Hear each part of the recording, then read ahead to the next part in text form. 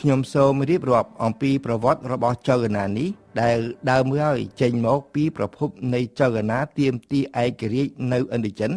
ហើយក្រោយមកបានក្លាយទៅជាចលនាកុម្មុយនីសតែម្ដង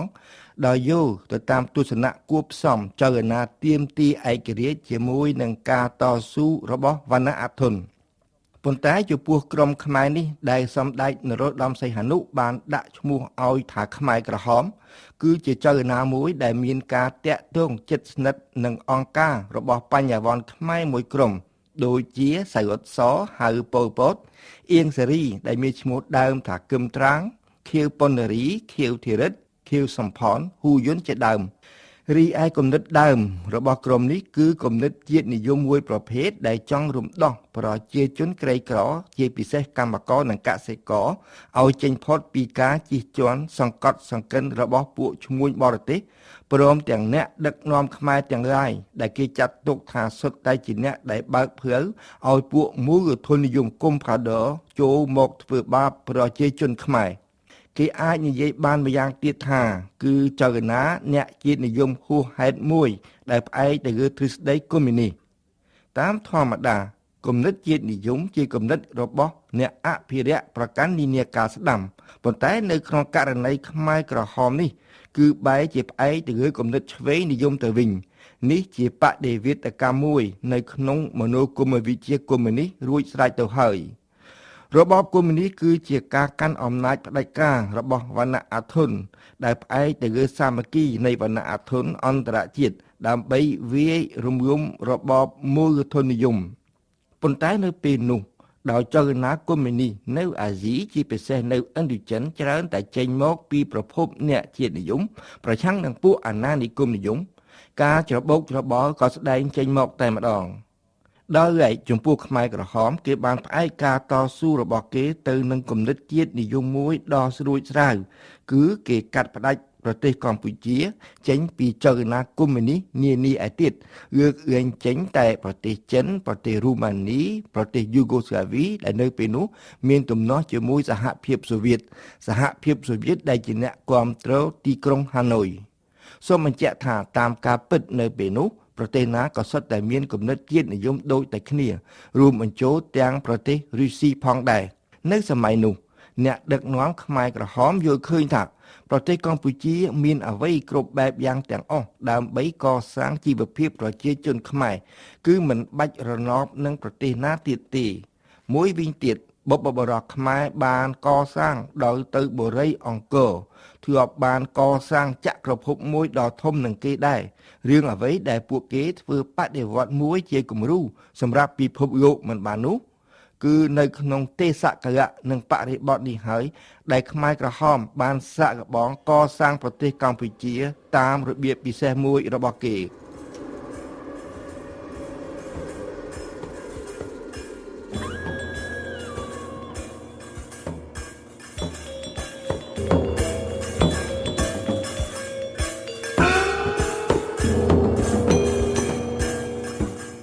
នៅឆ្នាំ1953គឺមុនកិច្ចព្រមព្រៀងទីក្រុងហ្សឺណែវបន្តិចសៅអ៊ុតសដែលក្រោយមកមានឈ្មោះថាប៉ុលពតបានត្រឡប់មកពីស្រុកបារាំងវិញប៉ុន្តែគេមិនទាន់ចូលមកក្នុងប្រទេសកម្ពុជាភ្លាមទេគឺសាកល្បងតាក់ទងនឹងចលនាអិសរាជខ្មែរតាមរយៈខ្មែរវៀតមិញនៅប្រទេសវៀតណាមសិនប៉ុលពតបាននាំមកពីស្រុកបារាំងនៅគំនិតអ្នកជាតិនិយមផងគំនិតកុម្មុយនីសផងនៅពេលនោះសៅអ៊ុតសដែលមានអាយុប្រហែល25ឬ28ឆ្នាំ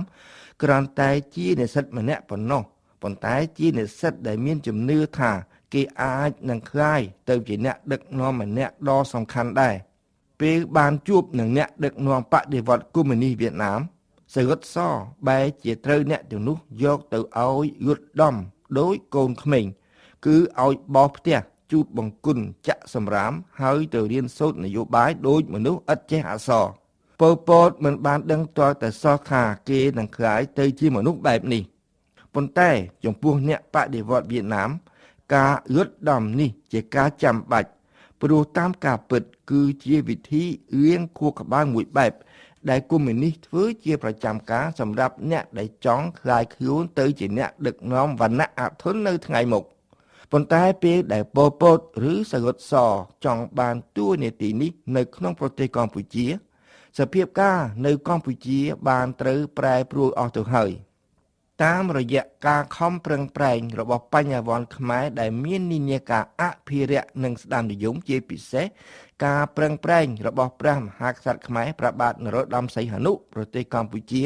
បានទទួលឯករាជ្យតាមផ្លូវច្បាប់រួចស្រេចទៅហើយក្រោយកិច្ចព្រមព្រៀងទីក្រុងហ្សឺណែវចៅអាណាឥស្សរៈខ្មែរត្រូវរំសាយចោលទាំងអស់រីឯពួកវៀតមីងដែលបង្កប់ខ្លួននៅកម្ពុជាក៏ត្រូវត្រឡប់ទៅស្រុកវិញទាំងអស់ដែរក្រោមការត្រួតពិនិត្យរបស់អន្តរជាតិ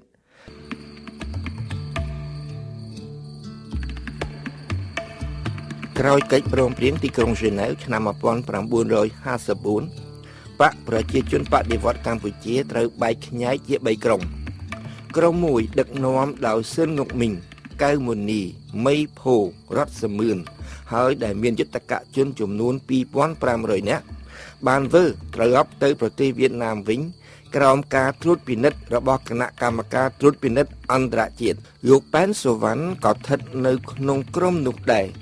ក្រុមមួយទៀតដឹកនាំដោយនងស៊ូនកែវមាសប៉ែនយុទ្ធបានបង្កើតគណៈបកនយោបាយស្របច្បាប់មួយនៅក្នុងប្រទេសកម្ពុជាយោងទៅតាមឯកសារមួយចំនួននៅពេលនោះកែវមាសជាលេខាទទួលបន្ទុកទីក្រុងភ្នំពេញគោលដៅនៃក្រុមទី2នេះគឺចូលប្រកួតក្នុងការបោះឆ្នោតសភាឆ្នាំ1955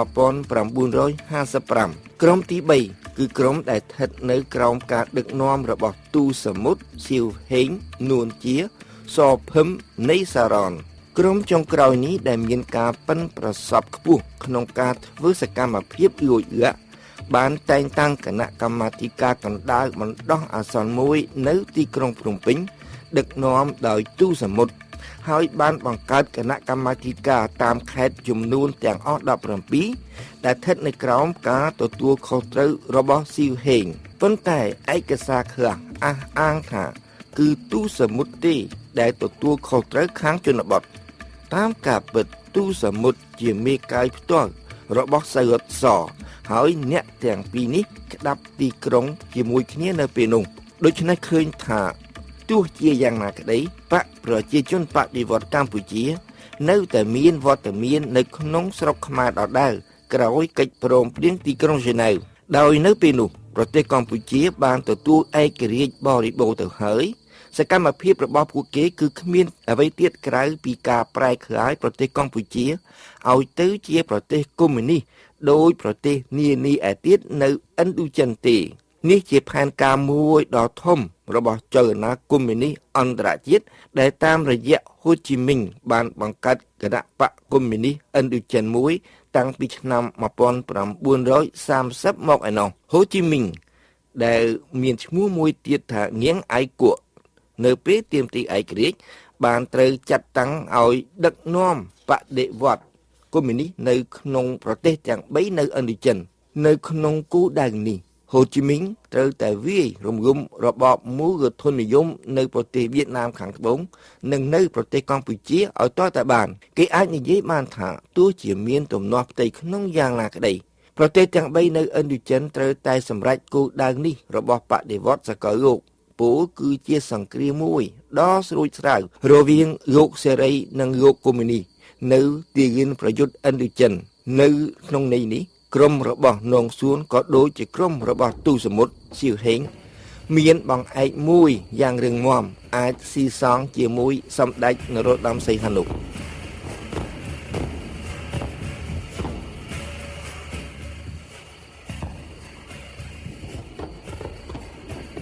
នៅខែសីហាឆ្នាំ1953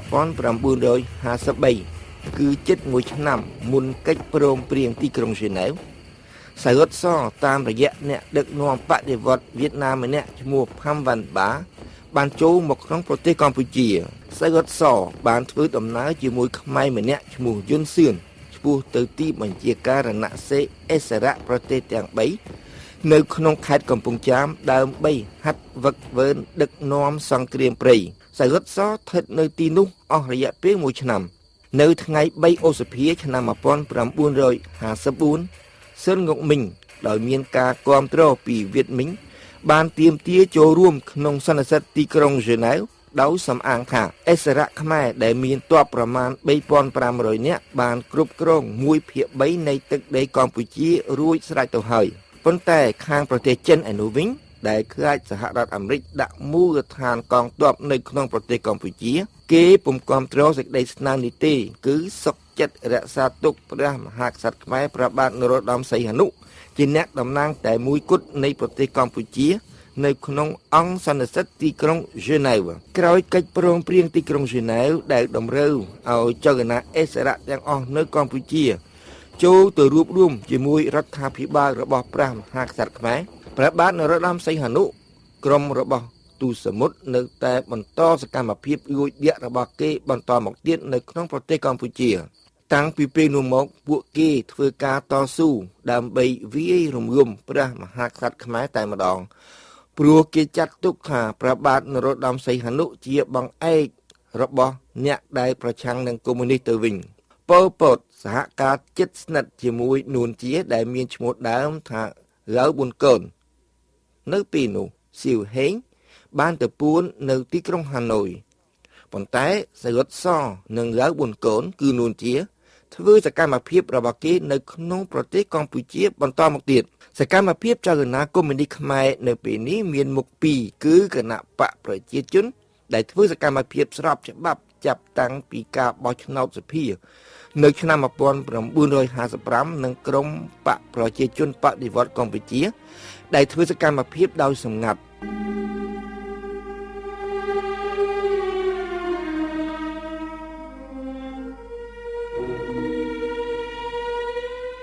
ចលនាខ្មែរកុម្មុយនីសដែលបានកកើតឡើងនៅក្នុងប្រទេសកម្ពុជាក្រោយកិច្ចព្រមព្រៀងទីក្រុងហ្សឺណែវឆ្នាំ 1954 មានទំនាក់ទំនងយ៉ាងជិតស្និទ្ធជាមួយបញ្ញវន្តខ្មែរមួយក្រុមដូចជាសយុទ្ធសនួនជាដើមព្រមទាំងអ្នកតស៊ូប្រឆាំងនឹងបារាំងមួយចំនួនមានជាអាចទូសមុទ្រនិងសៀវហេងដែលមានខ្សែរយៈជាមួយអង្គការវៀតមិញប៉ុន្តែសយុទ្ធសមានតួនាទីសំខាន់ជាងគេនៅពេលដែលសយុទ្ធសស្ថិតនៅប្រទេសបារាំងនៅចន្លោះឆ្នាំ 1949 1953 គេក៏មានទំនាក់ទំនងជាមួយបញ្ញវន្តខ្មែរធំមួយចំនួនដែរនៅឆ្នាំ 1949 សយុទ្ធសធ្វើដំណើរទៅប្រទេសបារាំងតាមកប៉ាល់មួយឈ្មោះ Jamaica ជាមួយនិស្សិតខ្មែរចំនួន 21 នាក់នេះបើយោងទៅតាមឯកសាររបស់លោក David Chandler ដែលមានចំណងជើងថា Pol Pot frère numéro 1 ឬ Pol Pot បងទី1ឯកសារនេះបានបញ្ជាក់ថានៅពេលធ្វើដំណើរជិត1ខែសយុទ្ធសបានពង្រឹងមិត្តភាពរបស់គេជាមួយខ្មែរ4រូបគឺចៅសេងមីម៉ាន់មីផាតនិងអ៊ុចវ៉ែនពេលស្នាក់អាស្រ័យនៅប្រទេសបារាំងក្រៅពីគ្រូឧបជាធំដូចជាលោកកេងវណ្ណស័កនិងលោកជួនមុំជាដើមសយុទ្ធសបានជួបនឹងនារីបញ្ញវន្តខ្មែរម្នាក់គឺខៀវប៉ុណ្ណារីនៅឆ្នាំ 1951 ក្រោយមកខៀវប៉ុណ្ណារីបានក្លាយទៅជាភរិយារបស់សយុទ្ធសខៀវប៉ុណ្ណារីមកប្រទេសបារាំងជាមួយប្អូនស្រីម្នាក់ឈ្មោះខៀវធីរិតដែលនៅឆ្នាំ 1951 នោះបានរៀបការជាមួយអៀងសារីនៅឆ្នាំ 1951 នោះនៅប្រទេសបារាំងដដែលបើយោងទៅតាមការស្រាវជ្រាវរបស់ប្រវត្តិវិទូ David Chandler អៀងសារីនិងរដ្ឋសមឿនបានបង្កើតក្រុមនយោបាយមួយក្រុមនេះតែងតែបើកអង្គប្រជុំជារឿយៗប៉ុន្តែមិនស្ថិតនៅក្នុងក្របខ័ណ្ឌនៃគណៈបកកុម្មុយនីសបារាំងទេអ្នកដែលបានចូលមករួមប្រជុំមានជាអាចសៀងអានយុនសឿនហ៊ូយុនមីម៉ាន់ជីកំអានជាដើមឯកសាររបស់ David Chandler បានបញ្ជាក់ថាលោកកេងវណ្ណស័កនិងលោកជួនមុំក៏បានមកចូលរួមប្រជុំដែរប៉ុន្តែគឺដើម្បីរក្សាទំនាក់ទំនងជាមួយយុវជនខ្មែរកុម្មុយនីសតែប៉ុណ្ណោះតាមការពិតទៅលោកកេងវណ្ណស័កនិងលោកជួនមុំគ្រាន់តែជាអ្នកប្រជាធិបតេយ្យឆ្វេងនិយមប៉ុណ្ណោះទេពលគឺអ្នកជឿនលឿននិយមលោកកេងវណ្ណស័កដែលប្រឆាំងនឹងរបបរាជានិយមចង់ធ្វើការតស៊ូវាយរំលំរបបរាជានិយមតាមរយៈការតស៊ូក្នុងគណៈបកប្រជាធិបតេយ្យតែប៉ុណ្ណោះ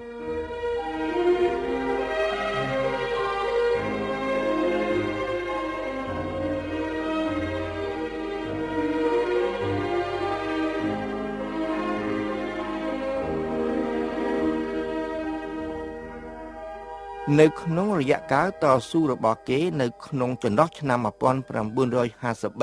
1960គឺបន្ទាប់ពីពេលដែលសៃអ៊ុតសបានត្រឡប់មកស្រុកខ្មែរវិញចលនាកុម្មុយនីសខ្មែរបានកំណត់យកយុទ្ធសាស្ត្រមួយយ៉ាងសាមញ្ញប៉ុន្តែក៏ប្រកបទៅដោយគ្រោះថ្នាក់ដែរគឺអូសទាញបញ្ញជននិងវរៈជនសំខាន់ៗឲ្យចូលទៅក្នុងចលនារបស់គេអ្នកដែលបានស្គាល់ប៉ុល ពតនៅពេលនោះពុំដែលនឹកស្មានឃើញម្ដងណាឡើយថាសៃអ៊ុតសមានគំនិតបដិវត្តដាច់ខាតនិយមបែបនេះសោះព្រោះសៃអ៊ុតសជាមនុស្សម្នាក់ស្លូតបូតហើយឆោតងងផងទៀតខ្លះនិយាយថាប៉ុល ពតចេះនិយាយពាក្យទុនភឿនហើយមិនដែលតាំងខ្លួនថាជាអ្នកចេះដឹងអ្វីបន្តិចបន្តួចទាល់តែសោះខ្លះទៀតបាននិយាយថាសមានសភាពរៀបសារដូចសម្ពុតនៅក្នុងភ្នត់មិនគួរអ្វីខ្លាយទៅជាមនុស្សខូខើដូចនេះសោះនៅពេលឡើងមកកាន់អំណាចជាពិសេសមិនគួរឲ្យជឿសោះថាសៃអ៊ុតសដែលជាមនុស្សពុំសូវពូកែពុំសូវធៀសវៃក្នុងជីវិតអាចខ្លាយទៅជាមេដឹកនាំបដិវត្តម្នាក់ដ៏សាហាវបែបនេះសោះសំណួរនេះនៅតែមានជាប់រហូតមកទល់នឹងសប្តាហ៍ថ្ងៃនេះបើតាមគិតមើលទៅមនុស្សគ្រាន់តែជាឧបករណ៍នៃស្ថានភាពនីមួយតែប៉ុណ្ណោះយ៉ាងណាមិញនៅក្នុងករណីនៃបដិវត្តន៍កុម្មុយនីសខ្មែរនេះក្រឡារបស់វាមានលក្ខណៈស្មុគស្មាញពន់ពេកក្រៃជាពិសេសមានការប្រទាញប្រទង់គ្នាយ៉ាងសម្បើមរវាងនានាការផ្សេងដែលមាននៅក្នុងចលនាកុម្មុយនីសទាំងមូលនៅចន្លោះឆ្នាំ1953 1960នោះចលនាកុម្មុយនីសខ្មែរក៏ដូចជាចលនាកុម្មុយនីសនានាឯទៀតដែរ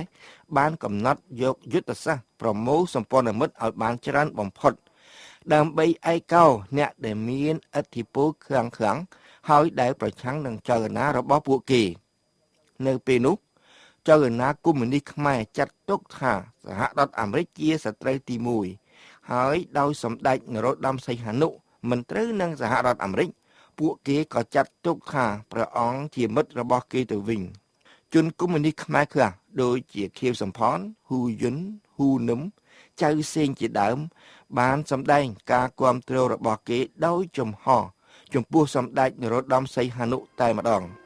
ដោយអស់ពេលវេលាខ្ញុំសូមជម្រាបត្រឹមនេះសិនចុះ